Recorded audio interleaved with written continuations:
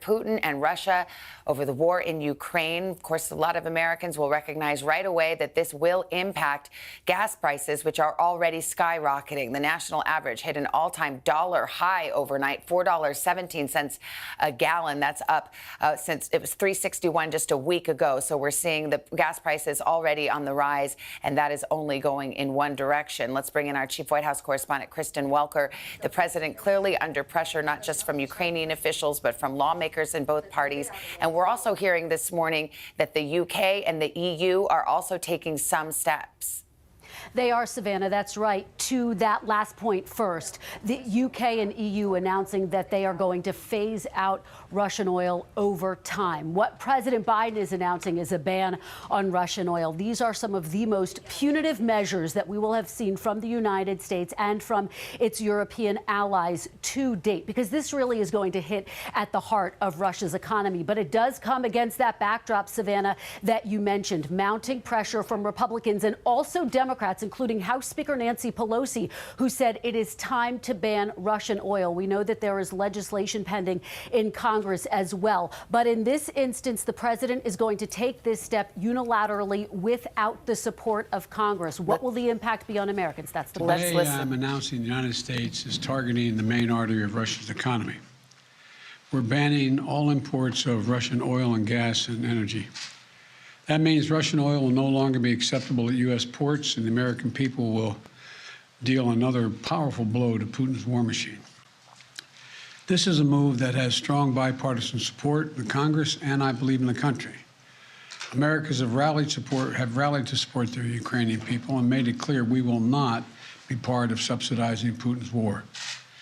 We made this decision in close consultation with our allies and our partners around the world, particularly in Europe, because a united response to Putin's aggression has been my overriding focus, to keep all NATO and all of the EU and our allies totally united. We're moving forward with this ban, understanding that many of our European allies and partners may not be in a position to join us. The United States produces far more oil domestically than all the European countries combined. In fact, we're a net exporter of energy.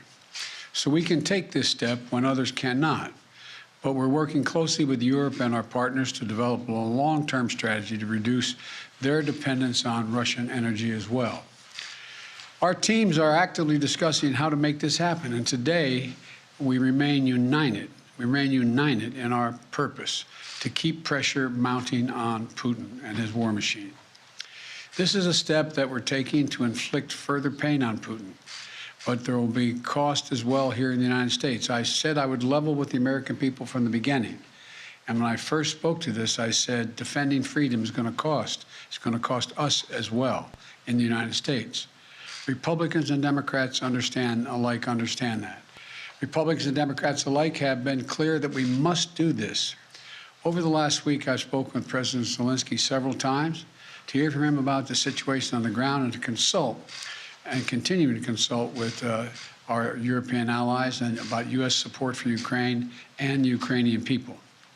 Thus far, we've provided more than $1 billion in security assistance to Ukraine. Shipments of defensive weapons are arriving in Ukraine every day from the United States, and we, the United States, are the ones coordinating the delivery of our allies and partners of similar weapons, from Germany to Finland to the Netherlands. We're working that out. We're also providing humanitarian support for the Ukrainian people, both those still in Ukraine and those who have fled safely to a neighboring country. We're working with humanitarian organizations to surge tens of thousands of tons of food, water, and medical supplies into Ukraine, and with more on the way. Over the weekend, I sent Secretary Blinken to visit the border between Poland and Ukraine and to Moldova to see what the situation was firsthand and report back.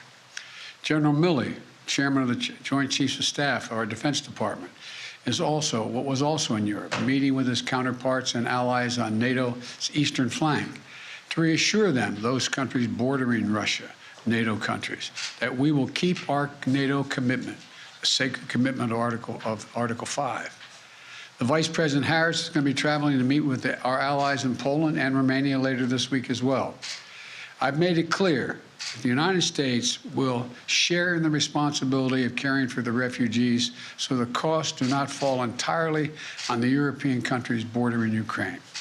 And yesterday I spoke with my counterparts in France, Germany, and the United Kingdom about Russia's escalating violence against Ukraine and the steps that we're going to take together with our allies and partners around the world to respond to this aggression. We are enforcing the most significant package of economic sanctions in history, and it's causing significant damage to Russia's economy. It has caused Russian economy to, frankly, crater. The Russian ruble is now down to 50%, by 50% since Putin's announced his war. 1 ruble is now worth less than 1 American penny. 1 ruble is less than 1 American penny. And preventing Russia's central bank from propping up the ruble and to keep its value up. They're not going to be able to do that now. We cut Russia's largest banks from the international financial system, and it has crippled their ability to do business with the rest of the world. In addition, we're choking off Russia's access to technology like semiconductors that are and sap its economic strength and weaken its military for years to come. Major companies are pulling out of Russia entirely without even being asked, not by us. Over the weekend, Visa, MasterCard, American Express, they all suspended their services in Russia, all of them, joining a growing list of American and global companies from Ford to Nike to Apple. They've suspended their operations in Russia. The U.S. Stock Exchange has halted trading of many Russian securities. And the private sector is united against Russia's vicious war of choice. The U.S. Department of Justice has assembled a dedicated task force to go after the crimes of Russian oligarchs. And we're joining with our European allies to find and seize their yachts, their luxury apartments, their private jets, and all their ill-begotten gains to make sure that they share in the pain of Putin's war. These, by the way, are giant yachts. You've put some of them in your press. I mean, some of them are, I think I read one was over 400 feet long. I mean, this is worth hundreds of millions of dollars. The decision today is not without cost here at home. Putin's war is already hurting American families at the gas pump. Since Putin began his military buildup on Ukrainian borders, just since then, the price of the gas at the pump in America went up 75 cents. And with this action, it's going to go up further. I'm going to do everything I can to minimize Putin's price hike here at home. In coordination with our partners, we've already announced that we're releasing 60 million barrels of oil from our joint oil reserves. Half of that, 30 million, is coming from the United States. And we're taking steps to ensure the reliable supply of global energy. We're also going to keep working with every tool at our disposal to protect American families and businesses. Let me say this. To the oil and gas companies and to the finance firms that back them, we understand Putin's war against the people of Ukraine is causing prices to rise. We get that. That's self-evident. But, it's no excuse to exercise excessive price increases or padding profits or any kind of effort to exploit this situation or American consumers, exploit them. Russia's aggression is costing us all, and it's no time for profiteering or price gouging. I want to be clear about what we'll not tolerate, but I also want to acknowledge those firms and oil and gas industries that are pulling out of Russia and joining other businesses that are leading by example.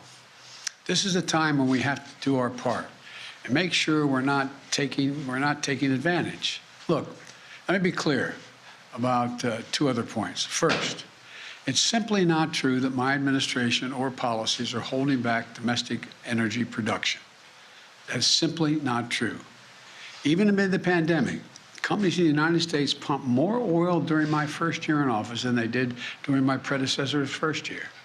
We're approaching a record levels of oil and gas production in the United States, and we're on track to set a record of oil production next year. In the United States, 90% of onshore oil production takes place on land that isn't owned by the federal government. And of the remaining 10% that occurs on federal land, the oil and gas industry has millions of acres leased. They have 9,000 permits to drill now. They could be drilling right now, yesterday, last week, last year. They have 9,000 to drill onshore that are already approved. So let me be clear. Let me be clear. They are not using them for production now. That's their decision. These are the facts. We should be honest about the facts. Second, this crisis is a stark reminder to protect our economy over the long term, we need to become energy independent. I've had numerous conversations over the last 3 months with our European friends of how they have to wean themselves off of Russian oil. It's just not tenable. It should motivate us to accelerate the transition to clean energy. This is a perspective that our European allies share, and a future where together we can achieve greater independence. Loosening environmental regulations or pulling back clean energy investment won't, let me expand, will not lower energy prices for families. But transforming our economy to run on electric vehicles powered by clean energy, with tax credits to help American families winterize their homes and use less energy, that will help. And if we do what we can, it will mean that no one has to worry about the price of the gas pump in the future. That'll mean tyrants like Putin won't be able to use fossil fuels as weapons against other nations. And it will make America a world leader, manufacturing and exporting clean energy technologies of the future to countries all around the world. This is the goal we should be racing toward. Over the last 2 weeks, the Ukrainian people have inspired the world, and I mean that in a literal sense. They've inspired the world with their bravery, their patriotism, their defiant determination to live free. Putin's war has caused enormous suffering and needless loss of life from women, children, everyone in Ukraine, both Ukraine and, I might add, Russians. Ukrainian leaders, as well as leaders around the world, have repeatedly called for a ceasefire, for humanitarian relief, for real diplomacy. But Putin seems determined to continue on his murderous path, no matter the cost. Putin's now targeting cities and has been targeting cities and civilians, schools, hospitals, apartment buildings. Last week, he attacked the largest nuclear power plant in Europe with an apparent disregard for the potential of triggering a nuclear meltdown. He has already turned 2 million Ukrainians into refugees. Russia may continue to grind out its advance at a horrible price, but this much is already clear. Ukraine will never be a victory for Putin. Putin may be able to take a city, but he'll never be able to hold the country. And if we do not respond to Putin's assault on global peace and stability today, the cost of freedom and to the American people will be even greater tomorrow. So we're going to continue to support the brave Ukrainian people as they fight for their country. And I call on Congress to pass the $12 billion Ukraine assistance package that I have asked them for of late. Ukrainian people are demonstrating by their physical courage that they are not about to just let Putin take what he wants. That's clear. They'll defend their freedom, their democracy, their lives. And we're going to keep providing security assistance, economic assistance, and humanitarian assistance. We're going to support them against tyranny, oppression, violent acts of subjugation. People everywhere, and I think it's maybe even surprised some of you all, people everywhere are speaking up for freedom. And when the history of this war is written, Putin's war on Ukraine will have left Russia weaker and the rest of the world stronger. May God bless all those heroes in Ukraine. And now I'm off to Texas. Thank you very, very much. I know there's a lot of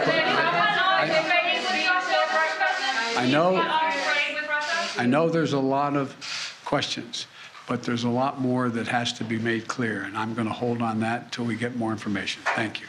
Appreciate it.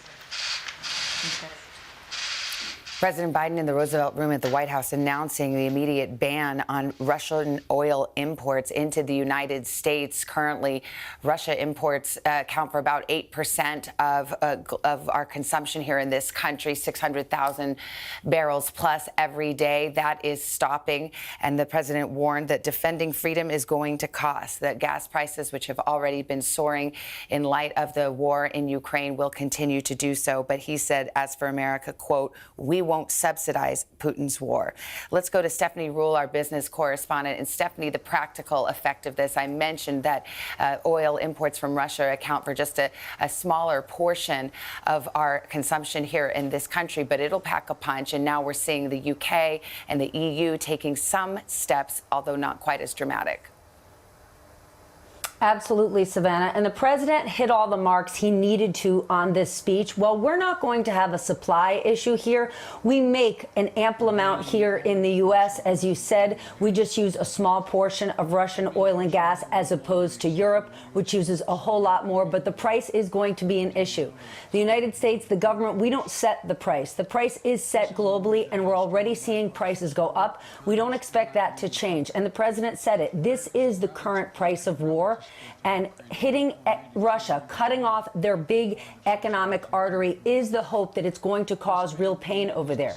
He also reminded us that this is a time when our big oil and natural gas producers here, those big companies, they cannot be price gouging. Expect him to use his bully pulpit to push them that those businesses, of course, they need to make profits, but this is not a time for price gouging. And he reminded the American people this is going to be difficult. We are going to be paying more. But remember, we don't have our soldiers on the line costing their lives. And this is something we're going to be living with for the foreseeable future. It's going to be expensive for the American people, Savannah. And no question, there was a shot across the bow from the president to those oil companies and the banks, the financial institutions that help them go to say no price gouging, no profiteering. You have to make a profit. You don't have to pad your profit. So a clear sign from the White House there. Also interesting messaging. The president called it Putin's price hike, of course, laying the blame squarely on the person who started this war, Vladimir Putin. Stephanie, thank you. I want to turn to NBC's Richard Engel, who's on the ground for us in Ukraine's capital city of Kyiv. This is something that many Ukrainians had been asking for. It's not the military action they are hoping for, but it is striking at the heart of Russia's economy. How do you think it'll go over there? Well, it's going over very well. I can tell you that because this move was anticipated, and Ukrainian officials were already thanking the United States for taking this move, already saying that they fully endorse it. And as you were saying, they want more, and they all specifically want more weapons. Every soldier we speak to, every politician we speak to said that Ukrainian forces are doing well holding back the Russian advance on the ground. So far, the Russian offensive has been fairly inept. They have not been able to take any major cities. But what they want now, in addition to these economic sanctions, is a no-fly zone, or at least more weapon systems to protect from aircraft and incoming missiles. Savannah.